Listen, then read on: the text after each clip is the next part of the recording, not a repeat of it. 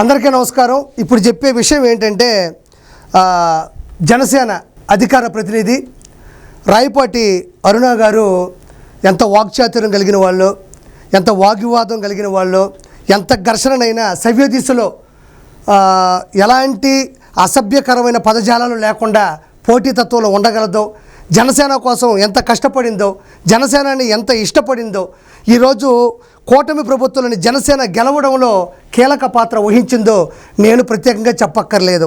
ఇక్కడ ఒకటి ఆలోచించాలి. నేను టీడీపీలో ఉన్నాను, రాయపాటి అరుణ జనసేనలో ఉంది. ఏది ఏమైనప్పటికీ కూడా కూటమి ప్రభుత్వంలో ఇద్దరం కలిసి పనిచేసాం. నేను చెప్తున్నాను, నాకు చాలా వరకు రాయపాటి అరుణ ఇన్స్పిరేషన్. ఎందుకంటే ఆ అమ్మాయి 2014 నుంచి 2024 మధ్యన, అంటే 2014 నుంచి 2019 వరకు స్వచ్ఛందంగా తనకు తాను పవన్ కళ్యాణ్ గారి యొక్క ఆలోచనలు, ఆయన పరిజ్ఞానం, ఆయనకి సమాజం మీద ఉన్నటువంటి స్పృహ, సమాజాన్ని మంచి సవ్య దిశలోకి తీసుకెళ్ళాలి అనుకుంటున్నటువంటి ఆయన ప్రణాళిక విపరీతంగా నచ్చి ఒక సామాన్య మధ్యతరగతి కుటుంబం నుంచి రాయపాటి అరుణ జనసేనలో 2014 నుంచి 2019 వరకు చాలా కష్టపడింది. స్వచ్ఛందంగా తనకు తానుగా ఏకలవ్య శిష్యురాలుగా కూడా కష్టపడింది. రెండోది 2019 నుంచి 2024 మధ్యన కూడా విపరీతంగా కష్టపడింది. ఆవిడ చేస్తున్నటువంటి కృషి, పట్టుదల, ఆవిడ సంకల్పం, ఆవిడ మాట్లాడే విధానం, ఆవిడ సబ్జెక్టు, ఆవిడ పద్ధతి, ఆవిడ కట్టు బొట్టు, ఆవిడ చేసేటువంటి విపరీతమైన కృషిని గమనించినటువంటి పవన్ కళ్యాణ్ గారు జనసేన పార్టీ అధ్యక్షులు రాయపాటి అరుణ గారికి రాష్ట్ర అధికార ప్రతినిధి అనేటువంటి ఒక మంచి పోస్టును కూడా ఇవ్వడం జరిగింది. మీరు గమనించాలి, జగన్మోహన్ రెడ్డి ప్రభుత్వం అధికారంలో అంటే 2019 నుంచి 2024 మధ్యలో ఒక్క మాట మాట్లాడాలంటే ఒక్కొక్కరికి చెమట్లు పట్టేటి, ఒక మాటలో చెప్పాలంటే వచ్చ పోసేటోళ్ళు ఆ రోజుల్లో. ఎందుకంటే దాడులు, విపరీతమైన బూతులు, కేసులు, అడ్డగోలు కేసులు, సంబంధం లేని కేసులు, ఎఫ్ఐఆర్లు బుక్ చేసి కూడా ఇబ్బంది పెట్టినటువంటి పరిస్థితులు ఉన్నాయి. ఇవన్నీ పక్కన పెడితే మార్ఫింగ్ ఫోటోలు, అంటే ఇక్కడ వరకు ఇలా ఆడవాళ్ళ కొంచెం కింద నుంచి కూడా అసభ్యకరమైనటువంటి పోస్టులతో పాటు అసభ్యకరమైనటువంటి ఫోటోలను కూడా చిత్రీకరించి వాటిల్ని డిజిటల్ మీడియాలో విపరీతంగా కూడా ప్రచురించారు. అవన్నీ కూడా సభ్య సమాజం తలదించుకునే విధంగా ఉన్నాయి. ఆ రోజుల్లోనే 2019 నుంచి 2024 మధ్యలో రాయపాటి అరుణ నా సొంత చెల్లెలతో సమానం. నేను కేవలం ఒక 2-3 సార్లు మాత్రమే ఫోన్లో మాట్లాడాను. ఒకసారి నేను ప్రత్యక్షంగా కలవడం జరిగింది. ఎంత పద్ధతిగా ఉంటుందంటే చాలామందికి, అంటే కొత్తగా వచ్చే యువతరానికి, యువ మహిళలకు, వీర మహిళలకు కూడా రాయపాటి అరుణ చాలా ఇన్స్పిరేషను. ఎందుకంటానంటే ఒక సర్వసాధారణ ఒక బీసీ మహిళ, ఒంగోలు నుంచి వచ్చింది, సర్వసాధారణ బీసీ మహిళ, పొలిటికల్ బ్యాక్గ్రౌండ్ ఏమాత్రం లేదు, పొలాలు లేవు, బంగారాలు లేవు, ఆస్తులు లేవు, అంతస్తులు లేవు, ఒకటే ఉంది ఆత్మవిశ్వాసం, ధైర్యం. నేను నమ్ముకున్న నాయకుడు ప్రజలకు సేవ చేస్తాడు, ప్రజాసేవకుడు పవన్ కళ్యాణ్ గారు. లక్షలు తీసుకునే హీరోలు ఉన్నారు, కోట్లు తీసుకునే హీరోలు ఉన్నారు. రెండో విభాగానికి పవన్ కళ్యాణ్ గారు అత్యున్నతమైన కుటుంబం నుంచి వచ్చి, ఒక మెగా ఫ్యామిలీ నుంచి వచ్చి, కోట్ల విలువ చేసేటువంటి సినిమాల తాలూకు రెమ్యునరేషన్ తీసుకునే స్థాయి కూడా, ఆయన వయస్సుని, ఆయన రెమ్యునరేషన్ని, ఆయన సమయాన్ని అన్నిటినీ కూడా ఆంధ్రప్రదేశ్ ప్రజల కోసం తాకట్టు పెడుతున్నారు, హెచ్చిస్తున్నారు. ఆయన పూర్తిగా నిమగ్నం అయిపోయినారన్న ఒక మంచి ఆలోచనతో ఎక్కడో ఉన్న రాయపాటి అరుణ నాకు ముందు అడిగేసి విపరీతమైనటువంటి చర్యల్లో పాల్గొనడం జరిగింది. ఇప్పుడు రాబోతున్న వాళ్ళందరికీ కూడా రాయపాటి అరుణ ఇన్స్పిరేషన్.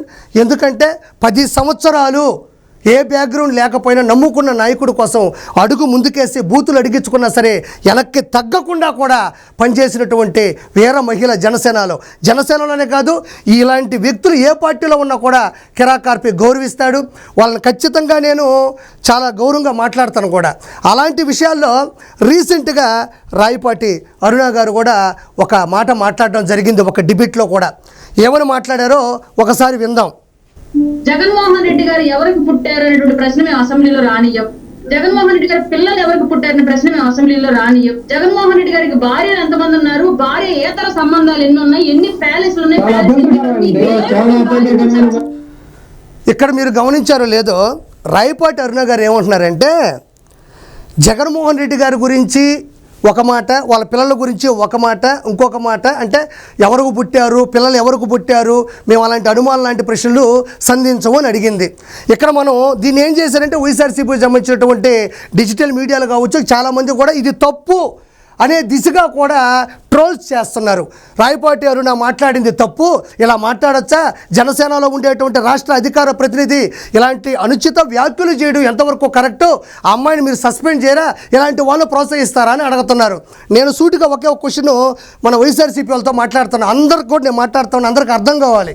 ఇక్కడ మాట్లాడాల్సింది ఏంటంటే, రాయపాటి అరుణ ఏం మాట్లాడిందంటే, ఎంతకు ముందు మీరు చట్టసభలు అసెంబ్లీలో చంద్రబాబు నాయుడు గారు ఆయన సంబంధించినటువంటి శాసనసభ్యులు అందరూ కూర్చోనంగా మీరు అధికారాన్ని అసెంబ్లీలో దుర్వినియోగం చేస్తూ ఎలాంటి అనుచిత వ్యాఖ్యలు మాట్లాడారు, ఎలాంటి ఇదే తను రాయపాటి అరుణ ఏదైతే మాట్లాడిందో అలాంటి మాటలనే వెనక ముందు చూసుకోకుండా అసెంబ్లీలో ప్రశ్నించాల్సినటువంటి అసెంబ్లీలో అలాంటి అనుచిత వ్యాఖ్యలు మీరు చేశారు.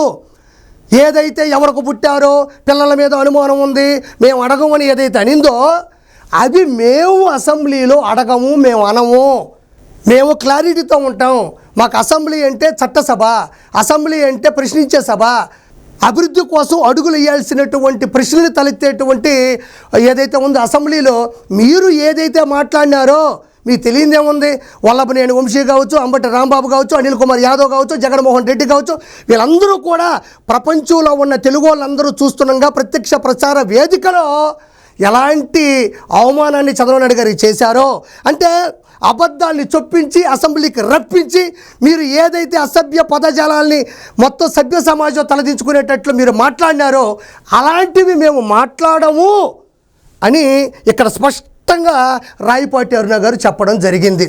దీన్ని నేను ఒక ఫర్ ఎగ్జాంపుల్ చెప్తున్నానండి. ఒకడింటికి నేను భోజనానికి వెళ్ళాను, వాడు అన్నం తింటూ ఉండగా ఏమరా అంత అన్నం తింటున్నావు అని నన్ను అడిగాడు. ఆ తర్వాత నేను వాడిని మా ఇంటికి పిలిచినప్పుడు వాడు రావడం మానేస్తున్నాడు. ఒరే నువ్వు మా ఇంటికి వచ్చి భోజనం చేసేటప్పుడు ఎందుకురా అంత అన్నం తింటున్నావు నేను అడగను అని నేను చెబుతాను. ఎందుకంటే వాడు రావట్లేదు, వాడు మా ఇంటికి అడుగు పెట్టట్లేదు, ఎందుకో సంకోచిస్తున్నాడు, అక్కడక్కడ దాక్కుంటున్నాడు. కాబట్టి ఏదైతే చర్య జరిగిందో అలాంటి ప్రతి చర్య నేను చెయ్యను, మా అసెంబ్లీలో జరగదు. అది పవన్ కళ్యాణ్ గారి సాక్షిగా కావచ్చు, చంద్రబాబు గారి సాక్షిగా కావచ్చు, బీజేపీ సాక్షిగా కూడా మీరు చేసిన తప్పుని తప్పిదనాన్ని మీరు వచ్చినప్పుడు మేము అలాంటి ప్రశ్నల్ని సంధించము అని రాయపాటి అరుణ గారు కూడా కరెక్ట్గా చెప్పడం జరిగింది. ఇందులో ఏ తప్పు ఉంది అంటే ఇక్కడ మనం ఆలోచించాల్సింది ఏంటంటే, మీరు ఏదైతే అసభ్య పదజాలాలతో అసెంబ్లీకి రప్పించి అబద్ధాన్ని చొప్పించి ప్రజాక్షేత్రంలో ప్రజాస్వామ్యంలో ప్రజలు ప్రత్యక్ష వేదికగా ప్రసారాల్లో చూస్తూ ఉండగా మీరు ఏదైతే మాట్లాడారో ప్రజలందరూ చూసినారు. అంబటి రాంబాబు ఏం మాట్లాడినాడు, వల్లభనేని వంశీ ఏం మాట్లాడినాడు, మిగతా శాసనసభ్యులు చంద్రబాబు నాయుడు గారి అప్పటి వాళ్ళ మీద ఎంత విరుచుకుపడ్డారో ప్రత్యక్షంగా ఈరోజు యూట్యూబ్లో చూసినా కూడా దొరుకుతాయి. అందుకే మనకి గ్యారా ఇచ్చి గ్యారేజ్ పంపించారు. మళ్ళీ అదే తప్పిదాన్ని మళ్ళీ చేసుకున్నారు. ఈసారి 11 కాదు కదా, 1 - 1 = 0 రావడం తథ్యం. ఇది ఆర్పీ చెప్తున్నాడు, రాసుకోండి. అంటే ఇక్కడ రాయపాటి అరుణ గారు ఇది మాట్లాడేసినారు అంటున్నారు. ఇక్కడ మీరు ఆలోచించాల్సింది ఏంటంటే, ఇవన్నీ మీరు మాట్లాడినారు, ఇప్పుడు మనం అసెంబ్లీకి వెళ్తే అలాంటివి మాట్లాడతారేమో, అలాంటివి చేస్తారేమో అని మీరు భయపడుతున్నారేమో. మేము అలాంటివి చెయ్యము, మీరు నిజాయితీగా లోపల వచ్చి కూర్చోండి. మీరు ప్రతిపక్ష హోదాలో లేకపోయినా కూడా మీరు శాసనసభ్యులుగా 11 సీట్లు వచ్చినాయి కాబట్టి మీరు కూర్చోండి, మీరు ప్రశ్నించండి. మీకు స్పీకర్ సమయాన్ని కేటాయిస్తాడు, మీకు ఇచ్చినప్పుడు అభివృద్ధి దిశగా మీ ప్రశ్నలు అడగండి, పథకాలుంటే పథకాల మీద సంధించండి. అంతే తప్ప మేము మీలాగా అనుచిత వ్యాఖ్యలు చేయము, అసభ్య పదజాలాలతో మేము చిత్రీకరించము. దమ్ముంటే మీరు రండి అని ఎంతో శుద్ధమైన మాటలతో రాయపాటి అరుణ గారు మాట్లాడినారు. ఇందులో ఏ తప్పు ఉంది? ఇందులో ఏ తప్పు ఉంది? మీరు ఈ అమ్మాయి చెప్పిన ఏ అయితే మాటలు ఉన్నాయో ఆ మాటలు ఇంతకుముందు మీరు మాట్లాడలేదా? అవి ఇంతకుముందు మీరు చెయ్యకపోతే చెప్పండి, ఆవిడ చేసిన తప్పు. మీరు చేశారు కాబట్టి ఇలాంటివి మేము చెయ్యము, మీరు ధైర్యంగా వచ్చి అసెంబ్లీలో కూర్చోవచ్చని రాయపాటి అరుణ గారు చెప్పడం జరిగింది. ఇందులో తప్పేముంది? దీన్ని ఎందుకు అంత ఎక్కువ చేస్తున్నారు అంటే, ఒక సాధారణ బీసీ మహిళ ఒంగోలు నుంచి వచ్చింది, 2014 నుంచి 2024 మధ్యన కొన్ని వేల డిబేట్లు చేసింది, కొన్ని వేల ప్రెస్ మీట్లు పెట్టింది, విపరీతంగా కష్టపడింది. ప్రతి ఒక్క సబ్జెక్టు చెప్పడంలో రాయపాటి అరుణ అనేది ఒక ఘనాపాటి. రాయపాటి ఈక్వల్ టు ఘనాపాటి. ఒక రాయపాటి అరుణ మాట్లాడుతుంటే ఒక సబ్జెక్ట్ ఉంటుంది, ఒక వివరణ ఉంటుంది, ఒక కష్టం ఉంటుంది, ఒక కష్టార్జితం ఉంటుంది. నమ్ముకున్న పార్టీ కోసం, నాయకుడి కోసం ఒక సాధారణ మహిళ అడుగు వేయడమో, అడిగెయ్యడమో, మిమ్మల్ని కడిగేయడమో అమ్మాయికి వచ్చినటువంటి ఒక అద్భుతమైన విద్య. ఈరోజు అమ్మాయి మాట్లాడింది తప్పు అని మీరు అంటున్నారే, ఒకసారి ఇప్పుడు మాట్లాడదాం. బూతులు అంటే ఏంటి, బూతులు ఎలా చిత్రీకరిస్తారు ఇప్పుడు చూపిస్తా, ఆగండి ఒకసారి. ప్రజలారా మీరు చూడండి, నేను మాట్లాడుతున్నాను. రాయపాటి అరుణ గారు ఏదో మాట్లాడేసిందని తలా తోక ఏదీ లేకుండా ఏదో ఆ అమ్మాయి ఇంతకుముందు చేసిన తప్పుని ఏలెత్తి చూపిస్తూ ఆ తప్పు మేము చేయము అంటే దానికి వాళ్ళు చేసిన తప్పిదం ఏంటో మీకు అర్థమైంది. ఒకసారి ఆలోచించండి.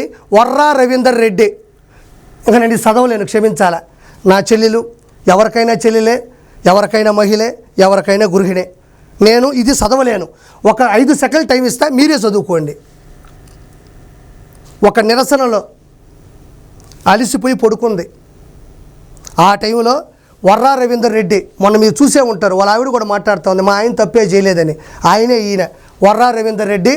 భారతీ సిమెంట్లో పనిచేస్తూ నిదానంగా భారతీరెడ్డి గారి పిఏ అయిపోయి, పిఏ అయినప్పుడు ఏం చేయాలా, సలహాలు ఇవ్వాలా, ఆర్థిక లెక్కలు చెప్పాలా, భారతీయ సిమెంట్ ఎట్టబోతుందో తెలియాలా, ఆవిడ కార్యకలాపాలు ఏవైతే ఉంటాయో ఒక పిఏగా, పర్సనల్ అసిస్టెంట్గా, పర్సనల్ సెక్రటరీగా ఆవిడకి సంబంధించినటువంటి లెక్కలు చూసుకోవాలి. కానీ చూడండి, ఇటువంటి పోస్టు పెడితే ఏ ఆడపిల్లైనా తట్టుకుంటుందా, ఏ ఆడపిల్లైనా బతుకుంటుందా? ఒక సభ్య సమాజంలో ప్రపంచం మొత్తం చూస్తున్నాగా డిజిటల్ మీడియాలో, ఫేస్బుక్లో, ఇన్స్టాగ్రాముల్లో, ఎక్స్లో ఇది అప్పట్లో చక్కర్లు కొట్టింది. ఇది కదా చూడండి, ఇది ఎంత వర్స్ట్ ఓడో ఒకసారి కూర్చోండి. మళ్ళీ 3 క్వశ్చన్ మార్కులు, అంటే ఒకటి సరిపోదు. ఇలా తప్పుడు వార్తలు రాసి వాళ్ళ దాంట్లో మళ్ళీ 26K లైకులు. ఇక్కడ చూడండి, ఒకసారి ఆలోచించండి. అంటే ఇలాంటివి ఏ ప్రభుత్వం అయినా చేస్తే ఓడిపోద్దని చెప్పడానికి జగన్మోహన్ రెడ్డి ప్రభుత్వం అందరికీ కూడా అర్థమైపోయింది. చూడండి, ఇలాంటివి కూడా తట్టుకొని నిలబడగలిగినటువంటి మహిళ ఎవరైనా ఉన్నారంటే చాలామంది ఉన్నారు. ఉండవల్లి హరీష్ గారు ఉన్నారు, వెంగళపూడి అనిత గారు ఉన్నారు, అందులో జనసేన నుంచి రాయపాటి అరుణ గారు ఉన్నారు. నా భార్య ఉంది, నా భార్య గురించి ఏం బ్రేకింగ్ న్యూస్ రాశారో నేను ప్రత్యేకంగా చెప్పక్కర్లేదు. ఇది చూడండి, ఇది బూత్ అంటే, వైఎస్ఆర్సీపీ డకాయిట్లు చేసిన బూత్ అంటే ఇది. రాయపాటి అరుణ గారు నిఖార్సుగా, నిజాయితీగా ఒకే ఒక మాట అన్నారు, మీరు చేసిన తప్పు అసెంబ్లీలో మేము చేయము, మీరు ఎందుకు భయపడుతున్నారు, మేము అలా అడగతామనా? మాది పద్ధతైన పార్టీ, మాది ప్రజల పార్టీ, ప్రజాక్షేత్రంలో ప్రజాస్వామ్యంలో నిలబడిన మా పార్టీలో అలాంటి ఉండవు, మీరేం భయపడక్కర్లేదు రండి అనింది. దాన్ని ఉక్కిరికరిస్తూ చెప్తున్నారే ప్రజలకు ఆ మాత్రం అర్థం కదా? మరి ఇదేంది ఇది? ఇది తప్పు అంటే, ఇవి తప్పుడు కోతలంటే, ఇవి తప్పుడు రాతలంటే, ఇలాంటి వీర మహిళల వల్లే ఈరోజు జనసేన నిలబడింది. కూటమి ప్రభుత్వంలో కూడా ఎంతో కొంత చాలా ప్లస్ అయిందంటే ఇలాంటి వీర మహిళలు కూడా జనసేన నుంచి నిలబడ్డారు. నేను టీడీపీలో ఉండొచ్చు, నేను టీడీపీలో ఉన్నంత మాత్రం నేను గొప్ప అని నేను అనట్లే. కూటమి ప్రభుత్వంలో వైఎస్ఆర్సీపీని ఎండగట్టడంలో చరిత్రలో చాలామంది నిలబడ్డారు. అందులో మొదటి స్థానంలో రాయపాటి అరుణ ఉంటుంది. ఈ అమ్మాయి చిన్న చితక విషయం కాదు. ఒక రాయపాటి అరుణ అంటే ఒక రాయల్టీ, రాయపాటి అరుణ అంటే ఒక సబ్జెక్టు, ఒక పద్ధతి, ఒక కట్టు పొట్టు, ఒక విధానం, ప్రశ్నించే గుణం. ఈ అమ్మాయికి వచ్చినటువంటి లక్షణాల్లో మీ వైఎస్ఆర్సీపీలో ఉన్న 178 శాసనసభ్యుల్లో ఒక్కరికి కూడా రాలా. ఈ అమ్మాయిని ఇన్స్పిరేషన్గా తీసుకుని కాస్త సబ్జెక్టు, నమ్ముకున్న నాయకుడు కోసం సవి దిశలో పరిగెత్తే విధానం నేర్చుకుంటే కాస్త అయినా బాగుపడి ఉండేది వైఎస్ఆర్సీపీ. కాబట్టి ప్రజలారా ఒకటి అర్థం చేసుకోండి, రాయపాటి అరుణ అనే ఒక అమ్మాయి ఒక వీర మహిళ, జన సైనికుల కోసం 24 గంటలు కష్టపడుతుంది. డిబేట్లో ఆ అమ్మాయిని తట్టుకొని నిలబడే శక్తి వైఎస్ఆర్సీపీలో ఎవరూ లేరు. ఈ అమ్మాయి ఒక మాట మాట్లాడినా, ఒక ప్రశ్నను సంధించినా దానికి తిరిగి సమాధానం ఇచ్చే శక్తి వైఎస్ఆర్సీపీలో జగన్మోహన్ రెడ్డికి కూడా లేదు. ఇలాంటి మహిళల మీద ఇలాంటి అనుచిత వ్యాఖ్యలు ఎప్పుడో రాశారు కాబట్టి ఈరోజు వాళ్ళందరూ కూడా జైల్లో ఉండారు. కాబట్టి నేనేంటంటే బూత్ అంటే ఇది. ఆవిడ మాట్లాడింది బూతు కాదు, మీరు ఏదైతే అన్నారో అది మేము అనము అంటుంది. కాబట్టి ఇలాంటి రాయపాటి అరుణ లాంటి మహిళలు ఎక్కడ ఏదైనా మంచి పోస్ట్ తీసుకుంటారు, ఎక్కడ మంచి స్థాయికి వెళ్ళిపోద్దో, లేకపోతే కూటమి నుంచి ఎక్కువ మనల్ని ఇబ్బంది పెట్టింది అనుకున్నారో ఏమో తెలియదు, కానీ అలాంటి వాటిని ట్రోల్స్ చేశారు. నేను మనస్ఫూర్తిగా కోరుకుంటున్నా, ఇలాంటి ఒక చెల్లి ఏ పార్టీకైనా చాలా అవసరం. ఇలాంటి ఒక చెల్లి అత్యున్నత స్థాయికి వెళ్ళాలి, అత్యున్నత వంటి పదవుల్ని అధిరోహించాలని నేను మనస్ఫూర్తిగా కోరుకుంటూ రాయపాటి అరుణకి నేను బెస్ట్ ఆఫ్ లక్ చెప్తున్నాను. నువ్వు ఒక కడిగిన ముత్యం లాంటి దానివి, నువ్వు మట్టిలో మాణిక్యం లాంటి దానివి, నువ్వు ఎప్పుడు గెలుస్తూనే ఉంటావు, నువ్వు తప్పు చేస్తే ప్రశ్నిస్తూనే ఉంటావు, వైఎస్ఆర్సీపీ లాంటి ప్రభుత్వాన్ని ఎండగడుతూనే ఉంటావు. Thank you so much.